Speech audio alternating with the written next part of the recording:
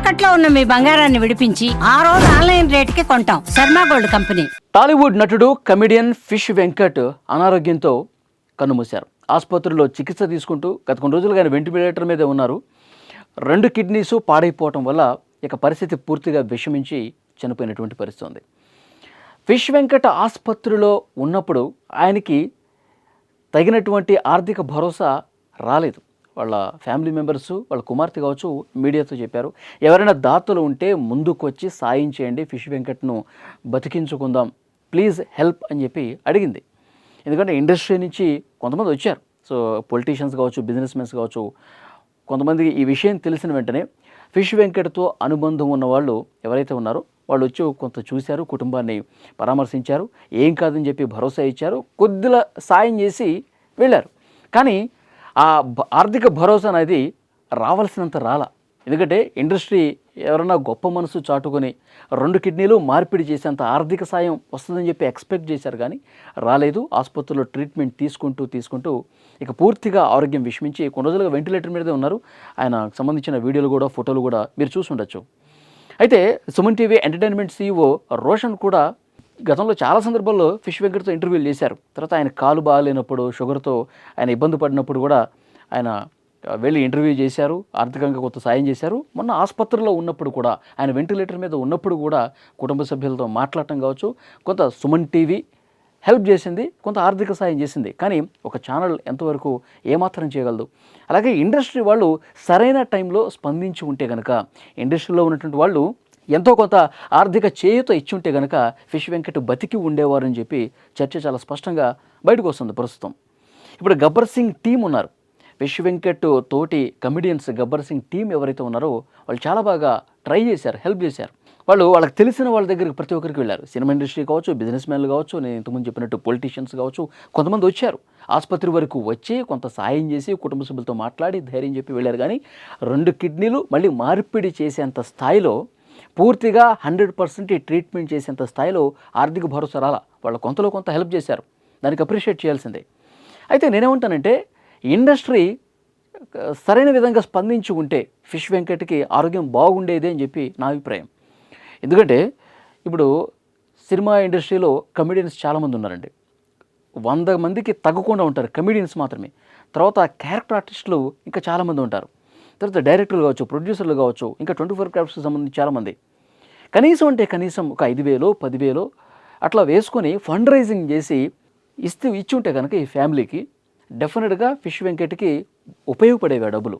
ఇండస్ట్రీలో ఫిష్ వెంకట్తో పాటు కలిసి పనిచేసినటువంటి ఆర్టిస్టులు కావచ్చు, అందరూ కూడా సో కొంత ఆర్థిక భరోసా కల్పించి ఉంటే ఫిష్ వెంకట్ ఈరోజు దక్కి ఉండేవాడు. ఆయన ఆరోగ్యం కుదుటపడి ఉండేది, ఆయన సరైనటువంటి ట్రీట్మెంట్ అంది ఉండేది.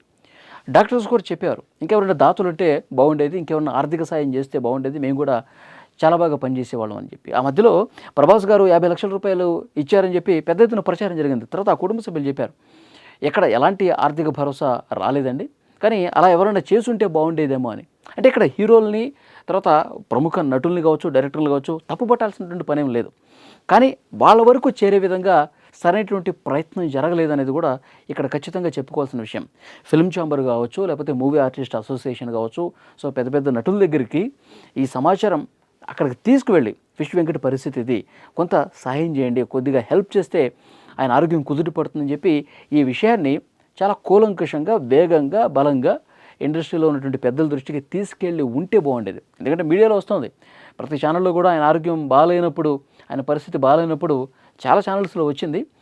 కానీ నేను ఇంతకుముందు చెప్పినట్టు ఇండస్ట్రీ సరైన విధంగా స్పందించి ఉంటే ఈరోజు ఫిష్ వెంకట్ బతికి ఉండేవాడేమని చెప్పి. ఎందుకంటే చాలామంది కూడా ఫిష్ వెంకట్తో తమ అనుబంధాన్ని గుర్తు చేసుకుంటూ ఉన్నారు. చాలామంది కూడా ఫిష్ వెంకట్ సినిమాలు చేసేటప్పుడు షూటింగ్ స్పాట్స్లో ఏ విధంగా ఉండేవాళ్ళు చెప్తా ఉన్నారు.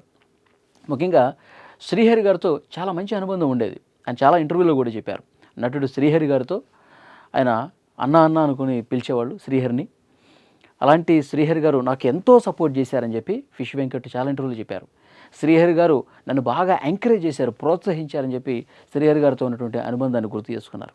అలాగే వివి వినాయక్ గారు, ఆయన డైరెక్షన్లో నాకు ఆది సినిమా రాకపోయి ఉంటే నేను ఇవాళ ఇండస్ట్రీలో ఫిష్ వెంకట్ అనేవాడు ఉండేవాడు కాదు. ఆయన చాలా బాగా ఎంకరేజ్ చేశారు. ఆయన ప్రతి సినిమాలో కూడా నన్ను పెట్టుకుని మంచి మంచి పాత్రలు ఇచ్చారు. ఆయన నాకు ఒక గాడ్ ఫాదర్ అని చెప్పి చెప్పినటువంటి పరిస్థితి ఉంది. అలాగే ఇంకా చాలా చాలా చాలా చాలా సినిమాల్లో మంచి పాత్రలు వచ్చినాయి. తెలంగాణ యాసతో అద్భుతమైనటువంటి పాత్రలు పోషించినటువంటి వ్యక్తి. కాబట్టి ఫిష్ వెంకట్ అనే వ్యక్తి ఇండస్ట్రీలో తెలియని వారు ఉండరు.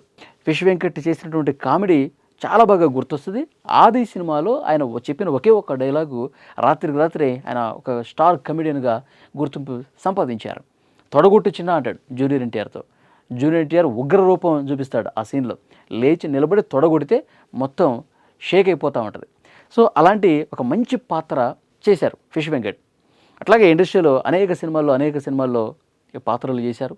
సో డెఫినెట్గా సినిమా ఇండస్ట్రీ తగిన విధంగా స్పందించి ఉంటే వాళ్ళు ఎంతో కొంత ఆర్థిక సాయం ఈ కుటుంబానికి చేసి ఉంటే గనక ఫిష్ వెంకట్ని బతికించిన పరిస్థితి ఉంటుంది. ఎందుకంటే ఇలాంటి కష్టకాలంలోనే కదా ఇండస్ట్రీ అంటే అదొక టీం. చాలా సందర్భాల్లో మన పెద్ద నటులు కావచ్చు, దర్శకులు, నిర్మాతలు చెప్తూ ఉండేవారు, సినిమా ఇండస్ట్రీ ఒక యూనిటీగా ఉండాలి, కష్టకాలంలో ప్రతి ఒక్కరు కూడా సహకరించుకోవాలి, కొంతలో కొంత మానవత్వాన్ని ప్రదర్శించాలని చెప్పి చాలామంది ఉపన్యాసాలు ఇస్తూ ఉంటారు. కానీ అది కార్యరూపం దాలిస్తే ప్రాక్టికల్గా కూడా అది వర్కౌట్ అయితే కనుక సో ఇలాంటి వాళ్ళు బతికే అవకాశం ఉంది.